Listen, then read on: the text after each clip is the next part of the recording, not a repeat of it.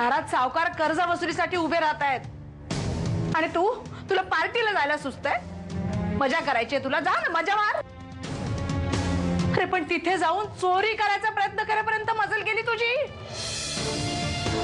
आजपर्यंत आपण इतक्या गरिबीत दिवस काढले, पण अशी लाज नाही विकली कधी आपण आपली.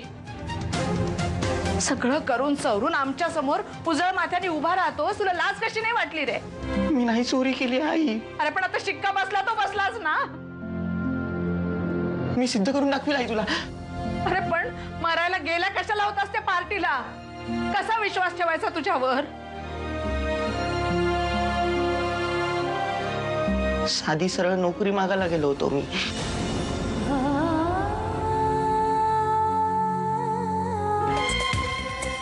आजकाल काय झालंय कळत नाही मला. नाही म्हणजे मी काय बोलतोय ते कळतं मला. कधी कधी का बोलतोय तेच कळत नाही. म्हणजे मला जाणवत असतं कसं ना की कोणीतरी आतून सांगितल्यासारखं वाटतं की तू चुकतोय, पण नेमकं काय चाललंय तेच कळत नाही मला. पण मला आता सगळं कळायला लागलंय. त्याचा एवढा विचार नाही करायचा. जोपर्यंत मी तुमच्या सोबत आहे तोपर्यंत कसलीच चिंता नाही करायची.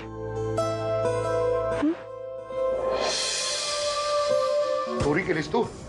चोरी केलीस? मी तुला विचारतोय, हो का नाही? बोल. बाबा मी तिकडे जाऊन काही केलेलं नाहीये. हे बघ बंड्या, तू तिकडे काय केलंस काय नाही मला माहित नाही, पण चोर म्हणून कपाळावर शिक्का बसलाच ना शेवटी. काय करणार आहेस त्याचं? कळतंय का तुला?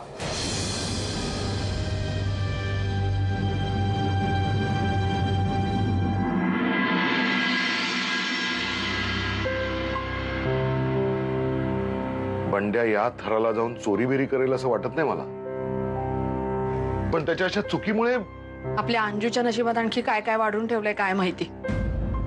पोरीच्या नशिबात सुख म्हणून नाही अजिबात.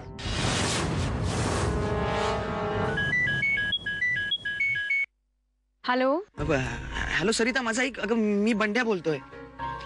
काय ऐकायचंय तुझं? अगं हे बघ मी काही केलेलं नाहीये. उलट तो जो रॉकी आहे ना त्याने. हे बघ मला तुझं काही ऐकायचं नाही. अगं एक मिनिट माझं ऐकून तर घे ना. मी काय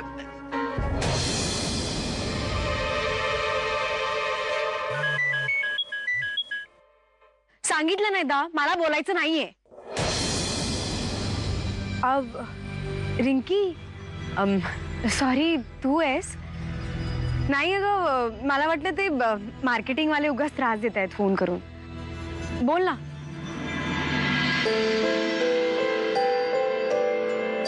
काय? एक मिनिट, पण तुला कसं कळलं हे? म्हणजे काल पार्टीमध्ये खरंच रॉकी माझ्या ड्रिंक मध्ये ते.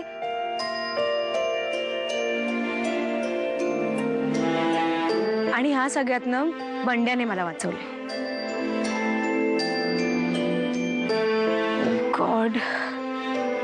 बरं मी नंतर बोलू तुझ्याशी. हा.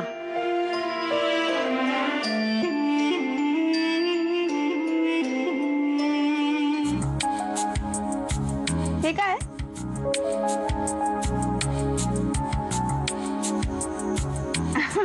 नाही मी नाही घालणार आहे. अगं असं काय करतेस? हे बघ पद्मजा समजून घ्यायची आहे ना, तिच्यासारखं जगायचं आहे ना. मग प्लीज. नाही मला नाहीये सवय. सवय नाही? अगं वेडी आहेस का तू? घरच्यांना प्रॉब्लेम होता म्हणून तूच तर हे सोबत घेऊन आलेस.